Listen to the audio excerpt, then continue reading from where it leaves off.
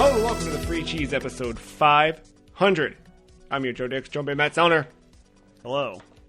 Mark Augustiniak. Hey. The Free Cheese is a weekly video game podcast about video games, brought to you once a week by thefreecheese.com.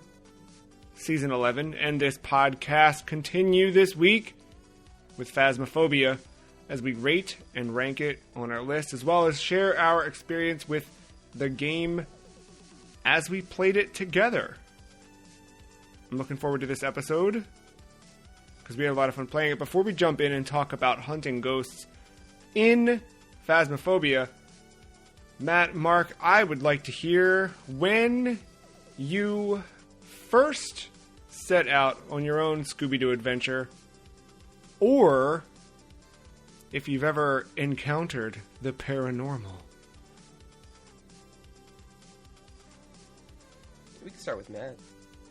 Yeah, Matt, have you hopped in the van and gone hunting? No, but we tried to be like ghost hunters and set up a fake hunt on our friends. Did you trick them? Did the prank work? No. Oh, you just reminded me I didn't send you guys a picture of the Impractical Jokers last week on the 1st. It's the only good part about April Fool's Day is just sending you guys. Anyway. You're okay. No, we spent a night over someone's house.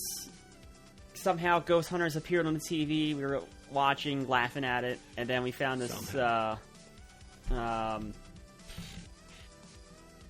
don't know if it was a wiki or a forum or whatever, but we found something that was free, so we made an account and put up that our local elementary school was haunted, and we were trying to convince our friends to go ghost hunting with us around the school.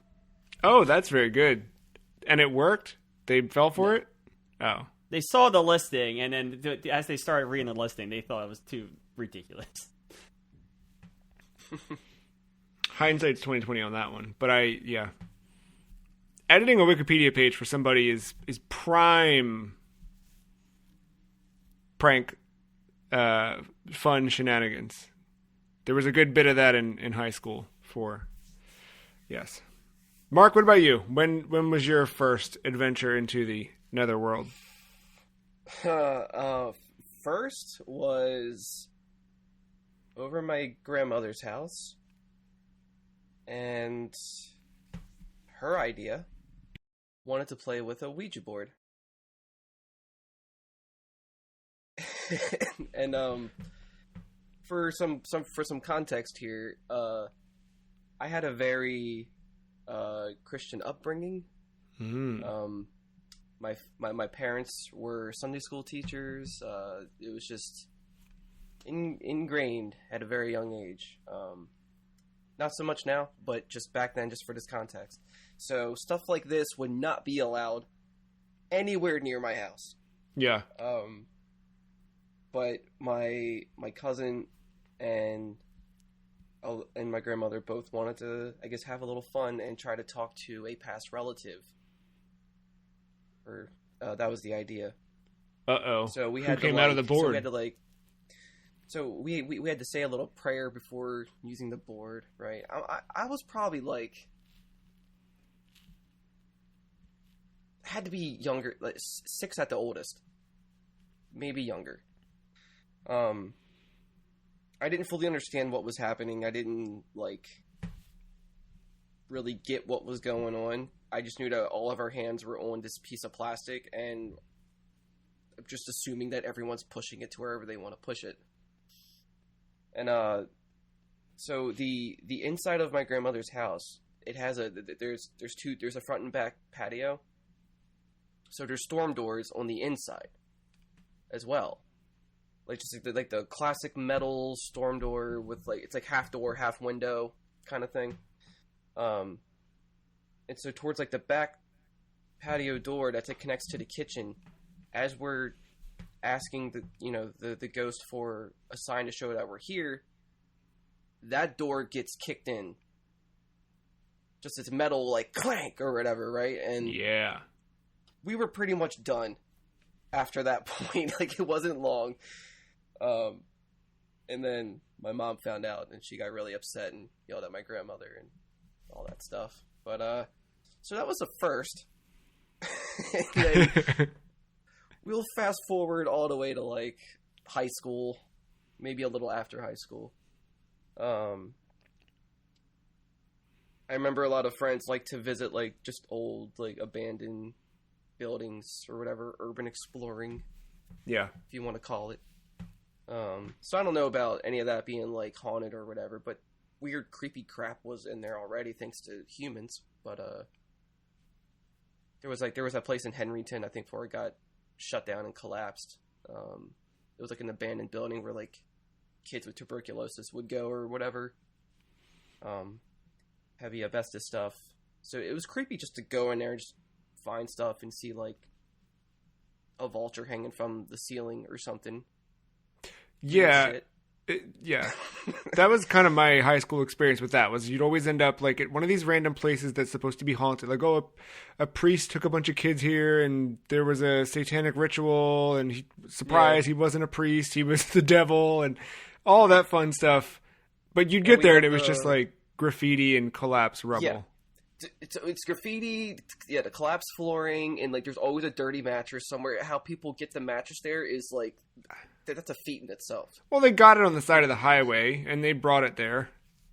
Because, like, to get to this place, you had to go through the dark, like, railroad tunnel, and then find, like, a hole in the bushes that lead to the, like, yeah. The whole thing was sketch. Yeah. But one of our local, like, haunted areas is the Jericho Bridge. Oh, you went to that too? See, that's the fun thing. Like, we live, we went to different schools, but we live not far enough away from one another. Yeah, that was the spot, man. Well, this wasn't until, like, maybe less than 10 years ago. Aha. So, yeah, like you and I have already been doing this. So when I went to it. Oh, wow.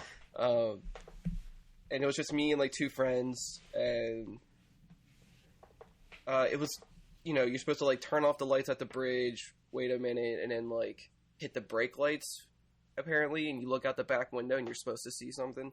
Yeah. And obviously you don't, but then we all got out of the car, and we just, like, it was a full moon, so, like, you could actually see everything, and we could hear the little lake running under the bridge, and we're just standing out there just talking. Like, it was actually pretty chill. Yeah, that one's the one that ends up usually being, that's the scenario. Like, we went there so many times in high school where we would be at a party or whatever, and then it would be like a particularly foggy night, and it was like, let's go to the bridge. You'd go up, you'd hang out for a bit. Usually what happened is you just pissed somebody off who was trying to get by, because it's a two-way street with a one-way lane that converges in this bridge that you need to cross over. Have you been to this one, Matt? I don't remember it by name. I'm actually, like, actively looking it up to see. It's like a covered bridge. Yeah. I feel like if you look up, like, Haunted Maryland or whatever, or any of those, like, things, like, I feel like the covered bridge usually comes up as one of the things. But, yeah, usually you just end up making somebody mad who's trying to get through. Oh, okay. I don't know if I've ever been out there, but, yeah, I know what you're talking about now. The only one I remember from that one being particularly whatever was... we'd all gone, this was the days where we would hang out in a parking lot with everybody's cars parked around. And I was probably not driving at this point. I was probably hanging out with kids a couple years older than me. So I was like 9th or 10th grade before you get your license. And then just kind of jumping in a random car and going out there. But I remember some kid got his windows tinted that day. Oh. And, like, it was brand new tinting, no fingerprints, no anything, and you already know where the story's going. We went up, we did the bridge, he parked, lights off, and then when he nothing happened, or I think he said it sounded like thudding or something on the side of his car, and then there's, like, that parking lot nearby where we would go, and we kind of reconvened there, and there were handprints all over his car. It was like, ooh, but, like, was it, or was it because maybe the place he went to was his friend's shop that did a terrible job at tinting his windows, and during the daylight you couldn't see the handprints, but in the night after passing through some condensation, maybe, still. Or, like, preemptively put his hands there earlier in the day. Yeah, exactly. But you do always get sort of an unsettling feeling, right? From time to time in any of these places, because your mind starts to wander and it's more of your imagination than it could be reality, or maybe it is. Who knows? And all that fun has coalesced into a video game experience called Phasmophobia, developed by Kinetic Games, self-published by Kinetic Games, currently released on Windows. First, I guess the 1.0 release, right, was September 18th, 2020. And that sounds right. While we don't have a physical box on this one, the description from the Steam page reads as follows. Phasmophobia is a 4-player online co-op psychological horror where you and your team members of paranormal investigators will enter haunted locations filled with paranormal activity and gather as much evidence of the paranormal as you can. You will use your ghost hunting equipment to search for and record evidence of whatever ghost is haunting the location to sell onto a ghost removal team. Seems phrased weird. You can choose to support your team by monitoring the location with CCTV cameras and motion sensors from the safety of the truck, or head inside and get your hands dirty with the ghostly activity that will get increasingly hostile as time goes on.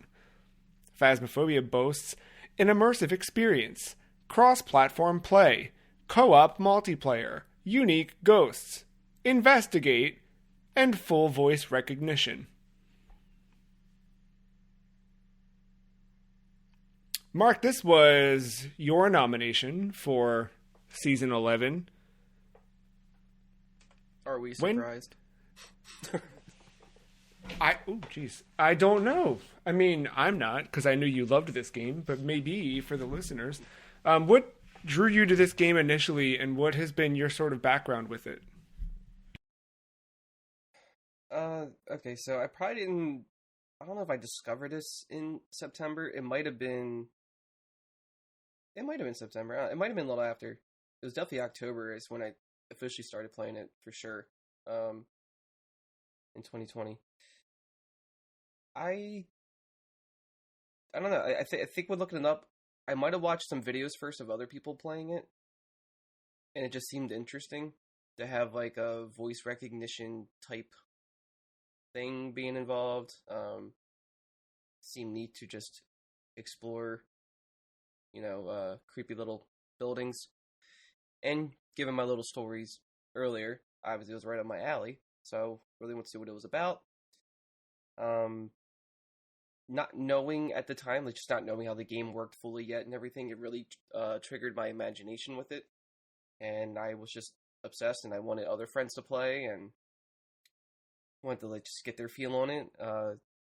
We had one friend who was too not too fond of going into the house, so she would just stay in the truck for the majority of the games. And now at this point, she's one of the first people in the house, doing everything.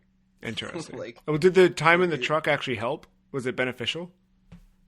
Sure, yeah. I mean, it eases your way into it and helps you get a better feel for everything. But no, I was very proud of that evolution, that growth.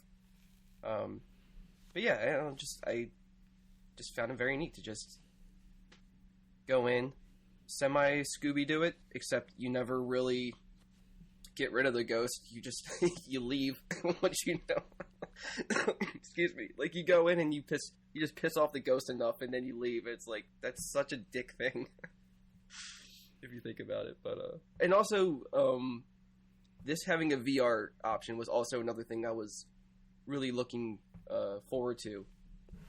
Yeah, because one of my dream games was to play something like PT in VR, and nothing would be scarier to me, because it's hard to find that feeling with a lot of games for me, a lot of horror games, to actually make me feel uneasy about moving forward. And this game did it here and there, but now I just enjoy it so much, just the vibes that it has, the atmosphere. Even though it could be a little cheesy or just not scary, it's still a good time for me. Yeah, quick correction. The first release was not 1.0. It was just early access.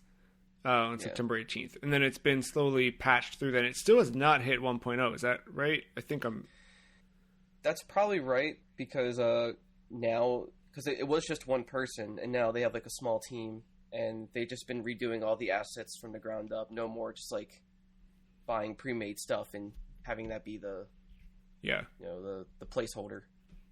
Yeah, and I think that's going to help it long term, just to give it a bit more identity. But even on its own, it has, I think, a really good sort of approach to the survival horror genre, or this psychological horror genre. But I also like its approach in how it deals with ghost hunting, like the objects you have available at your disposal. Like, and Mark, you've kind of been there since the beginning, so you might know the evolution, but it feels like some of these are like logically like what you'd expect just from like knowing the tropes in ghost hunting. Some of these are also like, there's a couple of like religious tomes in that regard. Well, maybe there's just one. There's just the crucifix that you can bring in to see if it catches fire. There's nothing else religious, right? In that respect, yeah, I think it's just the crucifix. There's the book you bring in for the ghost to write in, but there's nothing particularly aligned with that. But does it seem like have they added items since its first release, or has this been the core loadout? Some of the items have gotten redesigned. I think from when I was playing, I believe some of the like different types of sensors were new. The motion sensor was always there, but I think the sound sensor, if I'm not mistaken, was probably added. The dots projector was new. Trying to think of what else. That might have been it. Because right now they're still planning on like working on a lot of adding like lesser and better items of what we have currently. Because I think they want to reset everything, kind of have you start with the like lowest of everything and gain all that. Yeah. So like typically you have a lighter for candles, or the to burn the sage or something. They want you to start with matches or something, and then you get that lighter, and then you can upgrade to like a Zippo lighter or something. You know what I mean? Like that's their plan. Like a crucifix would just be like 2 sticks. Then you get the crucifix we are currently having. Okay. And then you get like the Castlevania looking Simon like Belmont, silver spiky crucifix that probably doesn't burn, right? Or like something might. So they're planning for all that to have some like good progression and upgrades, but yeah, I like that in terms of progression. I think that'd be a neat thing just to like work, your character profile long term toward. I do wish the game had a more straightforward onboarding experience that kind of married your acquisition of those items with your learning and playing of the mechanics, right? Like, I think that it worked. The fact that it is it's from the start intended to be a co-op experience for up to 4 players, that just works, right? And we were lucky enough, Matt and I, that we had someone who's played the game for almost 3 years, who understands it inside and out, to kind of shepherd us through. I feel like, playing the tutorial acclimated me with the control layout, and I got used to how to pick up items, how to use those items, but you don't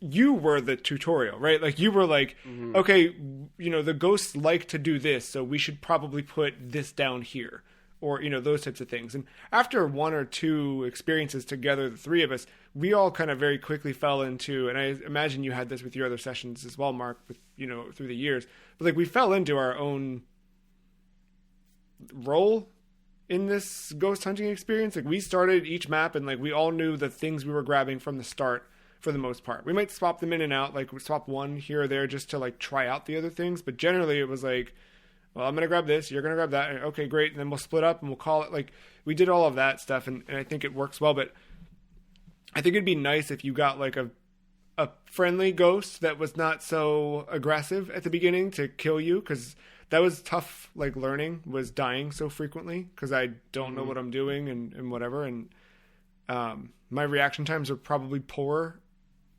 compared to what the game wants you to do. Even though Mark was very adamant and thorough with telling Matt and I, if you see this happen, run and hide. And every time it would start to happen, I'd be like, oh, I wonder where it is. I wonder what I should do. And like at that, all of those times, I'm like looking around trying to see what I should have just been running and hiding. But yeah, something where like you just had this basic objective to, I don't know, go in and find the room with the coldest temperature. Like that should be a mission. Okay, great. Mm-hmm. Mission accomplished. You did it. And then like teach you a bit more about like how to draw a ghost out, why each of these things. Like I would love that long term, but even in the short, you know, right now where the game is, its state, I still think there's so much to enjoy about it. I would recommend you at least practice, play with things and see, and probably find yourself a Mark to shepherd you through it. But yeah, it's a solid experience.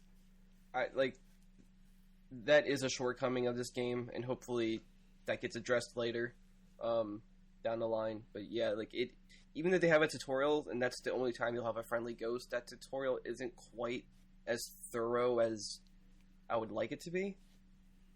And it doesn't really tell you, like, you have to decide when you're done, obviously. It's like when you figure out what the ghost is, then you go in the van and leave. But, like, and it will tell you that, but it's still, like, yes, I'm a stickler for when games, like, hold your hand. But, like, this one, you feel like you kind of needed a little bit more just because of the type of game that it is. Like, it does expect you to know a lot before going into it. Yeah. Matt, what was your thoughts and your expectations going into this one, and how did it change or stay the same as we got to playing it? I don't know. I didn't have many expectations going into it besides, like, I knew just from Mark talking about it, it didn't fall into that good old garbage can of indie horror on Steam, but, like, you know, I didn't know. I was like, does it lean into that? Does it emerge out of that mess of games? But no, it's a solid experience. It's definitely still feels indie despite all the years of work. Has its fair share of bugs. One was kind of breaking the game a little bit for the in-game voice chat for us, which kind of sucked. But you know, that's something you easily dodge. It was the bug we were running into. I couldn't hear people over the walkie. But I mean, something like that, you can just check in the, you know, first thing, if you remember, is check for it. And if not, just get yourself out and reload it back in. Yeah, a little bit of a pain in the ass, but, you know, there are ways around it. But no, I'm like, it's so weird. This game has nothing to do with the genre. But this is so much like a Battle Royale game. It's the same formula. It's the same thing you're doing each game. But how you get from point A to point B, if you get to point B, is completely different each time. Whether it's a dumb laugh, the tools you use, the experience, where the ghost is, how the ghost is reacting, the type of ghost you're getting. It's, you know, it's not, like, as we're playing it, I'm, like, more and more realizing, like, this is just, like, co-op Battle Royale, but instead of fighting 100 other people on an island with guns, it's us against this ghost. And I guess you could say the same for something like Dead by Daylight or Friday the 13th, where, you know, same principle, but the gameplay is different each time somehow, despite the mechanics being the same. I was just surprised by how similar those two things were, despite, you know, them being so different. But no, it's a fun experience. It's a tight experience despite its bugs. And you know, I'm not terribly mad, especially because this is not 1.0. I don't know how long you can hold that excuse for a game that's been out for 3 years, but at the same time, I understand the development works. Sorry, I don't, but I do, kind of. You know, I understand there not being a full-fledged, like, hey, this is how the game works, kind of like, they're just kind of putting mechanics out there, and they're letting you fool around with it, much like there is at the Battle Royale. You know, kind of how to pick up a gun, and you kind of know what to fight, but you don't understand every single mechanic of that game. You don't know how to approach different situations, so you experience them, much like we found ourselves in this game, there's certain areas and certain maps that you approach a little bit differently. You don't learn that in this game until you kind of see it and explore a little bit. And yeah, I didn't get to play a lot of the maps for a fourth or fifth time, but I feel like my fourth or fifth time when those maps would have been approached completely different than it was the first and maybe even the second time. Yeah, it's it's just one of those games like you never beat it, but like it's simple enough to go back into, have a good time with your friends for an hour, 3 hours, however long you want to play it. And I don't think it will get repetitive either, doing the same thing over and over again, because there's so many different things and each round is unique in itself.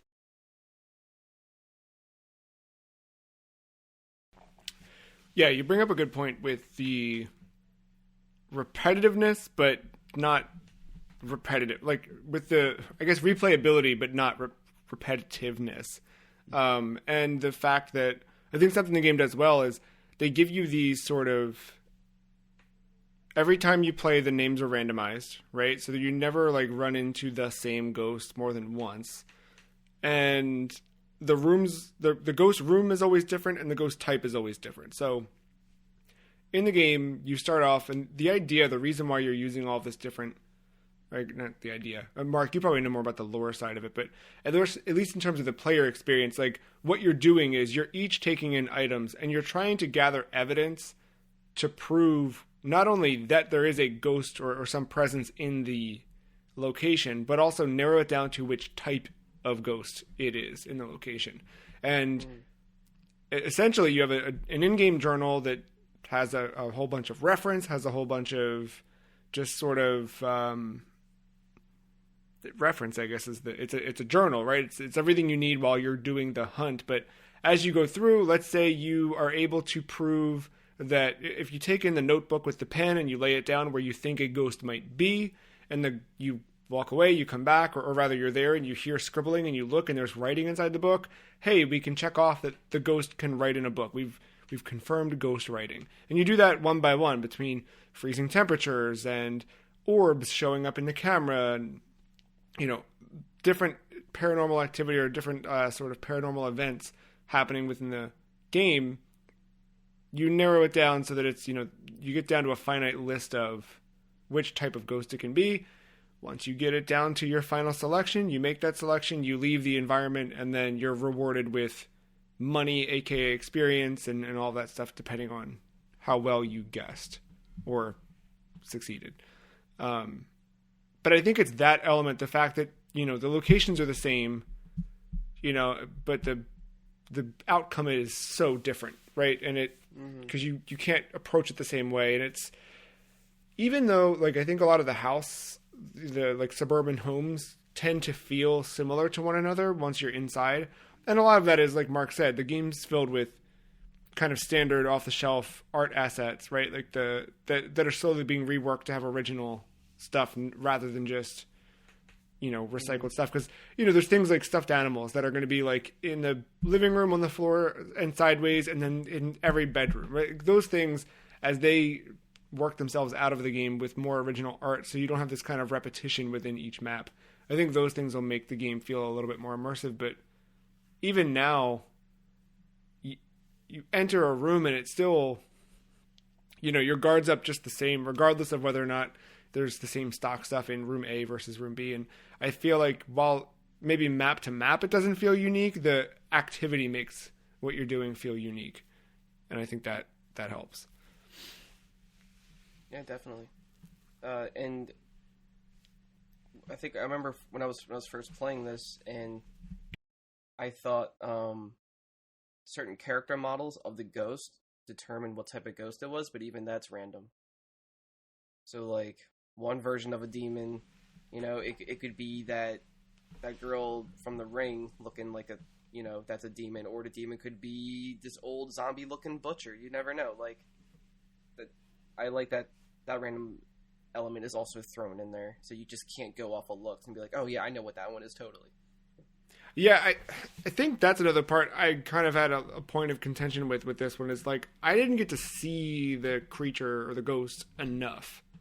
Like, usually because out of the three of us, I was the first one dead every time a ghost event started, or every time the hunt started, I was usually dying pretty quickly. But I feel like we'd see it, and like you'd see the like flickering in and out of existence. And you know what? Now that I'm thinking back, that's probably because I was running this game on some pretty low settings. That could be on that. But I felt like I was just like getting a lot of like pop in and out of that ghost model, and then like that was that. I mean, that is typically what happens when the ghost is hunting. It will be like blinking, just so like you can't really get a good picture, or you kind of start to lose focus of where it's at, so it's hard to like run around or away or something. But yeah, no, I totally get that. I think that probably could be tweaked a bit as well. And like sometimes when they try to just kind of scare you but not do the hunt, that might be the best times to try to see the ghost. See it, yeah. Even then, you know, it's so unpredictable. You have no idea how it's going to reveal itself, because it can be like a complete like darkened shadow silhouette, or it can be like a predator looking like clear like shape, or it just straight up just does reveal itself. Like it's, I think if it very unpredictable. If it did a bit more like fading, and again, this could be the way I had texture set or whatever, but like if it faded more into, you know, being very visible to almost invisible, I feel like that could like lend it. There's little things like that I'm excited to see. Like, where is this game in 5 years?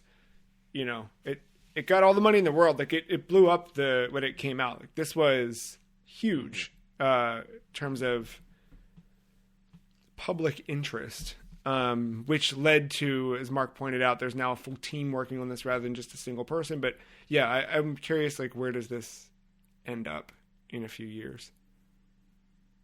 I actually don't mind not seeing the ghost that much. And not just because I'd rather not see it, because if it's there, it's usually something bad happening and scary or whatever. But, like, you know, I played it for about 6.5 hours. I don't know if Joe did a little bit more, but, like, I'm okay with only seeing a ghost a few times, because you have to think, like, for the player that plays it, you know, each and every day or checks in with it once a week or so, like, you know, how bored would they get if they've seen everything within 10 hours?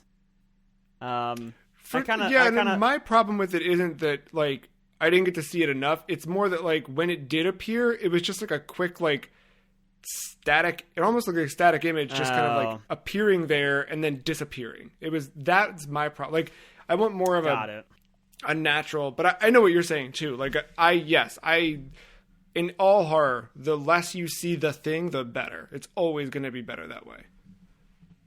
Mine was more in just the, like, that I understand, cut in and out. But yeah, I'm with you in that. Otherwise, like, I think that's, you should never see the thing. I just watched a movie not too long ago that was like super promising, and within the first 20 minutes they show the monster, and it was like, no, now I'm okay. I mean, I'm going to watch it, but now I don't have any. It's so much creepier when you don't know what you're looking at. Yeah. Or what you're up against. The one thing that with this one stood out, so I think maybe we all sort of fell into our roles, and I don't know how they end up. So we each have roles whenever we end up playing anything together, right? Like, Mark, you always want to punch. I'm always going to be sort of mid-range, and Matt, you're always going to heal, right? Like, we always kind of fall into those things anyway. Like, do you think that those sort of traditional roles that we've taken on in other games, did they lend themselves to this? I don't know that they fully did, but we definitely, each of us took on responsibilities in this. I typically, in this game, I like to take a step back and kind of let everyone else do what they want to do, and then I just go and adapt to wherever people need me. Because, like, I don't know, everyone has their own methods of doing things, and I am all for it. I just want to be part of the experience. I really don't care what I'm doing. But in this game, I have to technically be a little, quote, punchy when it comes to one objective, usually. Because within all this, as you're hunting for the ghost, you have these little sub-objectives on the side, 3 of them, and you get a little extra money. And one of them is typically you have to escape the ghost during a hunt. And if you're not familiar with the hunts, you're in a house, the door's locked, you cannot get out, and you have to survive for at least a minute while the ghost is walking around trying to kill you. So you either have to hide, if the ghost sees you, try to escape and break line of sight as fast as you can with your little bit of sprinting. Every character has asthma. And there's one other way. You can just wait until Joe dies, and then you're fine. The ghost will go away. Yeah, and it's like the best 5 seconds. No. But so the objective for escaping a ghost during a hunt, typically with some of my other friends, I've been delegated to doing this role. So I have to get I have to get the sage ready, because that can stun a ghost if you light it and throw it at them. But typically I find some type of object like a table or a kitchen island or something, or a couch, and I will just try to do loops, like just do laps around that thing while it's slowly or quickly chasing me for about a minute. And half the time I panic and mess up, and I don't even light the sage. I just drop it, and yet I'm still able to survive. So I guess I really don't need it. I guess it's just a placebo sometimes. But yeah, I'm not fond of that one. But now I'm at a point where it's just all right, whatever, I'll do it. It's fine. Until I'm good at that, that might still be your role. Yeah, I mean, it's fun in VR because to light these things, you don't need both. You can't have the lighter and the sage in your hand simultaneously. You just have to have the lighter in your inventory, and then as you're holding the sage, you right click to ignite it or whatever. But in VR, you can actually hold 2 items in 2 hands. So I'll actually have the lighter, I'm ready, I'm in the kitchen waiting for this ghost to come at me. I'm holding the sage and the lighter in front of me, like fists in front of my face, ready to fight. And I just light it like it's dynamite, and then throw it at him. It's definitely way more of a better experience in VR. Yeah, I think that would be fun. It got to me. Matt, do you think your traditional healer approach carried into this game? It's tough to be... I don't know, because the way the game plays, we're all a support, right? Yeah. It's weird, because you share the common objective. Obviously, it's a co-op game. You share a common objective, but it's you have a piece of the puzzle. I have a piece of the puzzle. Just because of the inventory limitations, I can't take all 7 of the things that you can mark off in the journal. I can't take the spirit box. I can't take the projector. I can't take the UV light. I can take 2 of those things, maybe, depending on if I want to run a flashlight or not. But I think we all have a piece in a puzzle in terms of supporting each other. And then you really can't heal unless you carry painkillers for someone or whatever the hell they are, whatever drug that is. I did have fun running the double sage stick, no flashlight build. That was entertaining. You don't realize how dark those houses are until you don't have a flashlight on you, which is impressive. I like the lighting in this game, and that's that was something I wanted to bring up too. Was it was atmospherically very good. It was never scary. I was never too afraid to go into a room or something like that. There was a couple jump scares along the way or whatever, but no, I never, for the scaredy cats among us, this is not that bad. I don't know if I ever played this by myself just due to the mechanics of the game. It feels like there's a lot to do for one person. I would want to play this co-op anyway, but I think even, if it wasn't an issue and it was something where they had a fleshed out story mode or somehow or whatever at 1.0, maybe I do come back to this. But I never felt too creeped out to not to do something. And it was always fun to have your, pretty much you can run outside to the truck and you'll base the ghost. That was always a nice safe haven. Yeah. I Yeah, will say. You can go ahead. No, go ahead. I will say I feel like I did spoil you two with this. Because there wasn't as many struggles you probably like didn't have to face because of me. So like, I brought like every single item that you would have to typically have to like earn and buy, Right. and feel That's a better good about. point. So like, and the game does start you with basic items. Like you're not completely like useless in this. They do give you some things, maybe not enough to get a lot of evidence, but enough to get a good idea, and then you probably have to rely on your journal more to find like the characteristics of a ghost to see like, all right, well, they like to turn the lights out, so obviously they like to hunt better in the dark versus like powers. You know, they get to like pay attention to those type of things maybe. And I think you two did really well with that because you were doing a lot of more deducing than I have ever done in this game, and I really appreciated that. So it's cool that you were still able to find use of the journal in that way when we were trying to do Yeah, it, like, but very I did stubborn find ghost. myself relying on like, okay, we've done those 2 things. We've got these 6 things we can still try. Let's run back. Let's each. Yeah. So So I think like as you're learning the game and you have limited equipment, I think that does add to the atmosphere a little bit of that struggle. yeah, and the tension. So if you're ever feeling like if you want to do it by yourself, there are small enough maps to where you could probably do that, and there's custom difficulties where you can adjust things if you need to. I think that might be where a ghost may or may not could be friendly. I'm not. Don't quote me on that. But yeah, like I usually just do that tutorial house, that Tanglewood Drive or whatever, and sometimes I'll play by myself, and I still creep myself out even after all this time playing it. Yeah, I think that's something like long term I would like to see is like maybe, and maybe this breaks the game, so you'd have to balance it. But maybe you get to a point where one of those larger maps, like the asylum or the school or whatever, you can take a backpack, so you can just take all of the stuff in that you'd want to take in from the beginning. And maybe honestly, we were playing with just the 3 of us. Maybe is it easier with a 4th where you can kind of feel like you're all walking in with everything you need from the start? Probably, yeah. I mean, I would definitely say so. I mean, It's an extra 2 items essentially. yeah, like you have one person that might be just dedicated to like cameras and all that type of stuff. One person, just has like the thermometer and the EMF, or there's so many ways to go about it. Or sometimes you just have enough people to where it's like if it's too far of a walk, we'll just leapfrog everything and throw all the shit in one room in the building. That's There were definitely times when like take we some were like kind of almost done confirming that temperatures were cold, but not quite. And it was like, well, I'm gonna go grab some other stuff from the truck, but in the meantime, I'll just ditch the thermometer in here and come back for it.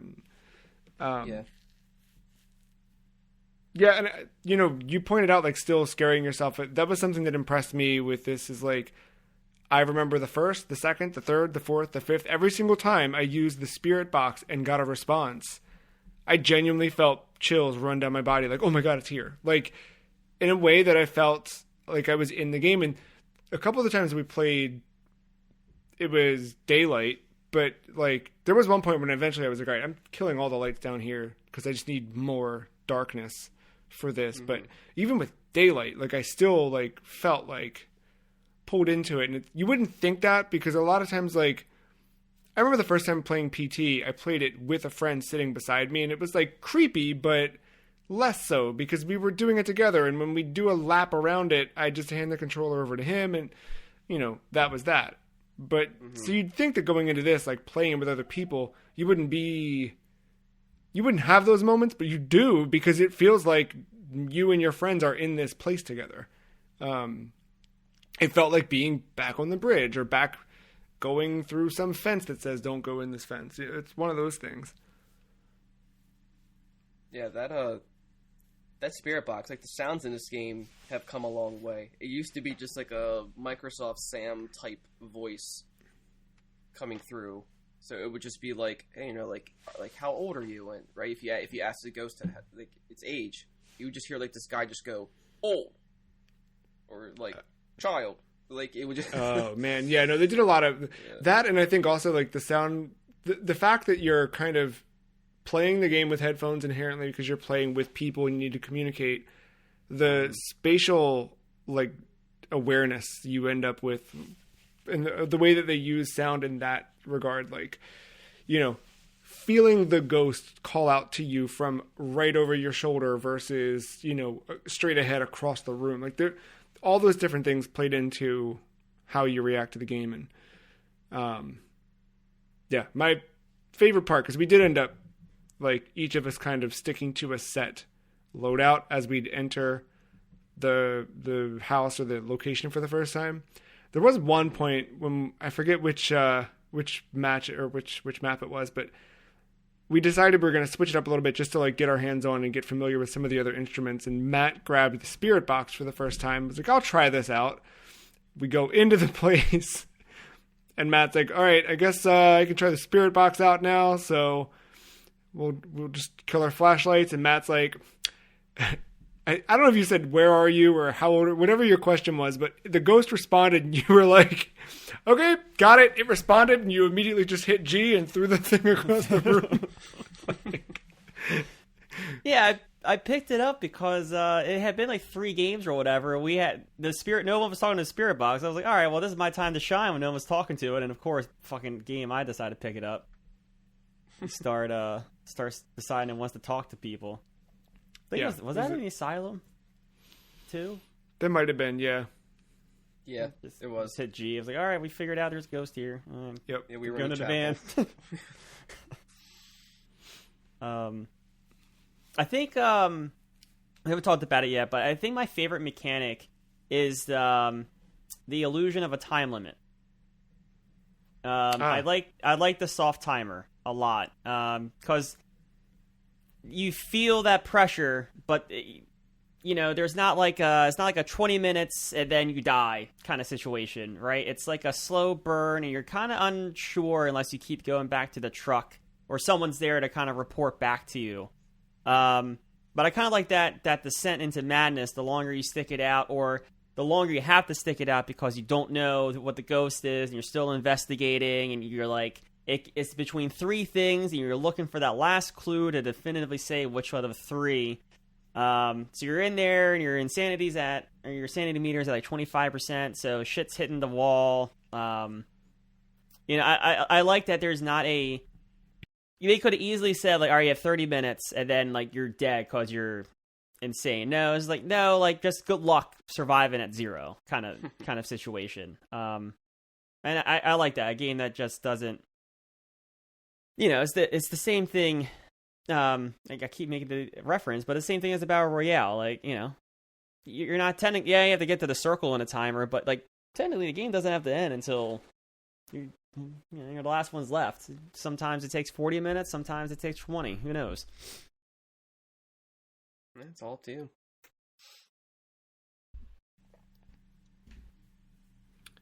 What's the game missing? Is there something you think it could add that would improve it? Because I think the core concept's pretty good. I think we all agree on that. And I think that even as it is, you could play it near indefinitely because it is so different each time. But is there something you feel it could add beyond more content, more, you know what I mean, like a mechanic?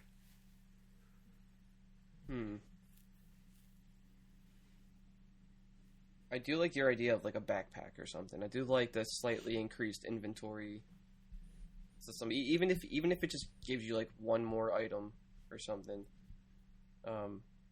I do like that. So like, if you were to die, instead of your items just dropping everywhere, it could all just maybe be in the backpack, and maybe you could just quickly pick up that backpack or something.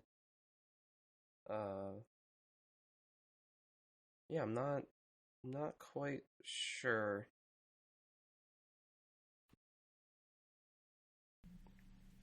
Matt, is there anything you can think of that's tough? No, not off the top of my head.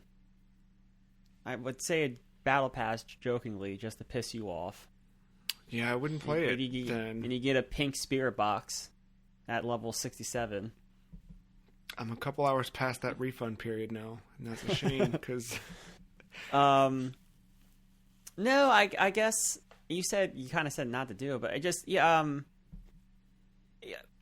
maybe adding I guess all the ghosts are based off of real types of ghosts. right? Mm-hmm. From what from what I saw, I don't know. There's more ghosts to choose from, ghost types to choose from, but like put in more ghosts that way. If you do get like 3 things, that was it. Like a lot of times, if you had like 3 hits and could eliminate one, we could just mark it off in the journal. But like, say, instead of what was it, like 25, 26 ghosts, I don't know what the count is, somewhere around there, I think.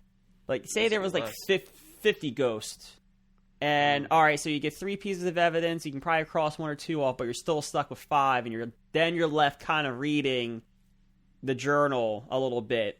Yeah, it might take away from the game pace a little bit, but it feels more of like an investigation. And I felt like that was when it was more fun, when it was down to 3, we couldn't figure out the last clue, so we were like kind of looking through the journal in the van, like, all right, is it this? Is it this? Kind of what Mark was saying before. Hey, he thinks he kind of spoiled it for me or for us a little bit, but I don't know. We still had those moments, and I feel like if you could expand upon that, and then with it comes more tools to help with that kind of stuff. For sure. I kind of like what they're going to do with the progression thing. I think that's a cool idea. Yeah, that's nice. Yeah, I don't know. This is one of those games where I think it's, besides maybe adding a mechanic or 2, I wouldn't want to touch it. Like, I don't, this doesn't need a lot of progression stuff. I like it to be the game you check into once a month, or when there's a content update, or around Halloween you play it a lot, and you kind of pick it up, you have your experience with it, round to round, whatever that is, and you're good with it. Like, I don't need to beat it. I don't need there to be a battle pass. I just kind of want to check in, play a couple rounds, check out, and come back to it later. Come back to it next content drop. Whatever that is. I wouldn't mind a way to send ghosts off to help them, find closure if you had sort of an end game within the house. Yeah, okay. That was because that's like the lore is that like we are prepping these houses for the other people to actually exercise them. Okay. Oh, so we're sending in Russell Crowe, but we're giving Russell Crowe the intel. Yeah, like we're the ones priming it. We're actually but there are games out there. There's a lot of this game has spawned so many similar games out there. Some of them you can do that. You can actually like read scriptures and like send the ghost out, or the ghost can even chase you outside of the house. Like, there's so many. Yeah, and I think like the interesting thing there, like if you think about there's the talking mechanic in all of the Shin Megami Tensei games, and like where that you could go up against the exact same demon type, but based on its nature or its whatever, you end up like not being able to talk to it, or you ask it like, hey, what's depending on how you interact with it. And I think that could be interesting here, where like just depending on the mood, I noticed, I don't know if this is a thing, but I noticed that every time we played, it seemed like there was a full moon. Maybe the moon changes, and maybe depending on how the moon changes, and I'm pulling that straight from SMT, so that's not an original thing, but like maybe depending on that, could be neat. That's like how the ghost's mood is and behaves, in tandem with its type. And they added weather, so like, and that typically doesn't matter. That's just there for atmosphere, I feel. Yeah. But it's like snow is the thing for some reason, so because snow's why pretty, not like right? But like, why not add cycles of the moon? With the moon thing, I don't think they're there yet, and I don't even think a 1.0 would put it there. But like, I wonder if they could do like a Forza thing with the moon, where like it relates to real time full moon in a certain region of the world. That would be so cool. And then like the week of the week that leads into the full moon is like full moon content, half moon, new moon. They could kind of do. That seems easy enough to achieve, and I think that would be a worthwhile goal. So if Kinetic, if you're listening, the idea is yours. Have it. I guess I'm volunteering that on Matt's behalf, but I assume Matt. I wish the Pokemon Battle Royale into. Hey, yeah, you did. Still waiting for my Syndicate mobile game, but that's coming. I know. Time. Yeah, changes are happening over there, so it's time to do the impossible and rank Phasmophobia against our list If you want to check out the list, you can do that at thefreecheese.com/thelist.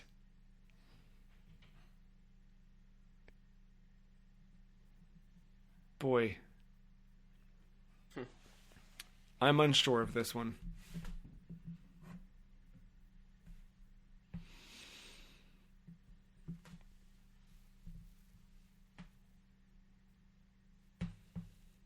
Yeah, especially with like the little you two have played versus a lot that I have played.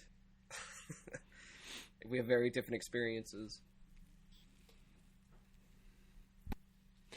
I'm gonna throw it out there. I'm just gonna get a number on the board, and you guys can go with it how you want.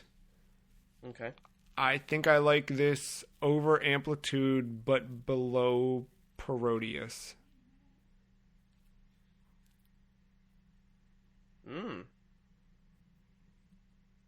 I'm just looking at certain things, and I'm doing that kind of like gut check, like, you know, up or down flag, and like, right.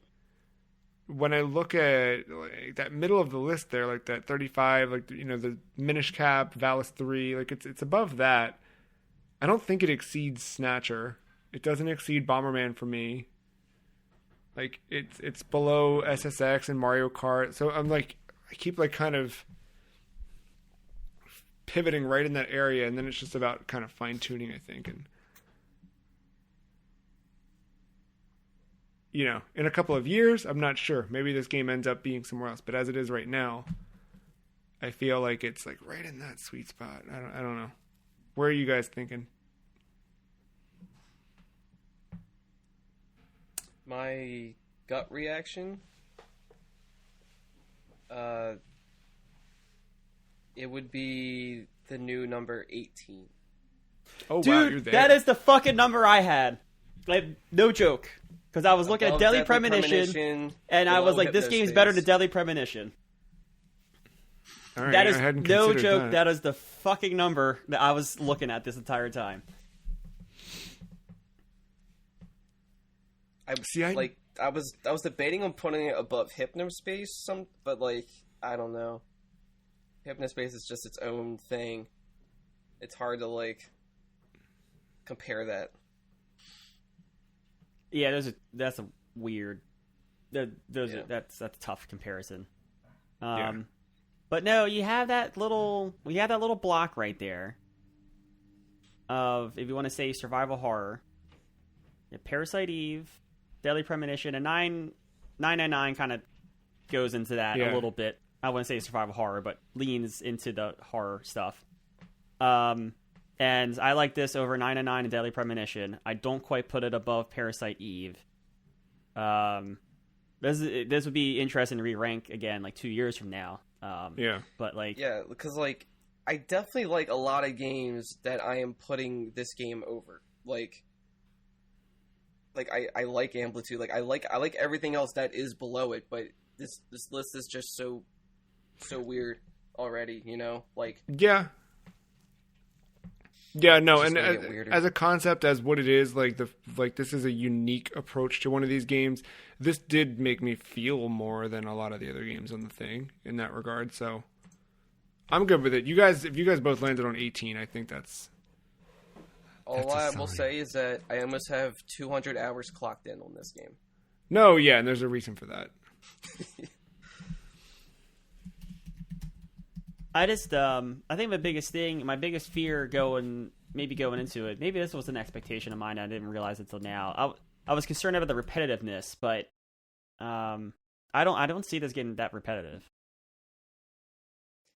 Yeah, like I think I would get more tired of the formula than I would get like doing the same thing again. Yeah, like it's definitely fun to do like a couple matches in a night, maybe 2 nights, depending like how new everything is to you. But yeah, it's something you'd probably want to visit every now and then. It's not like a everyday kind of game. No, it doesn't have I mean, to be. like, I can see once this a month, check in for a night. Yeah, I mean, like, I could put it lower on the list too if we really want. No. I like it here. I like it, and I like the promise of it. I think it sits well here. Well, there you have it. Phasmophobia, the new number 18 on our list. And we'll continue next week with quite the thrill as we head on over to the East Coast and fight for New York in Def Jam. Fight for New York. So we'll see you next week with episode 501. Until then... 500. Yeah, happy 500. Till then, thank you, Mark. Thank you, Matt. Thank you, listener, for listening to 500 episodes. Bye.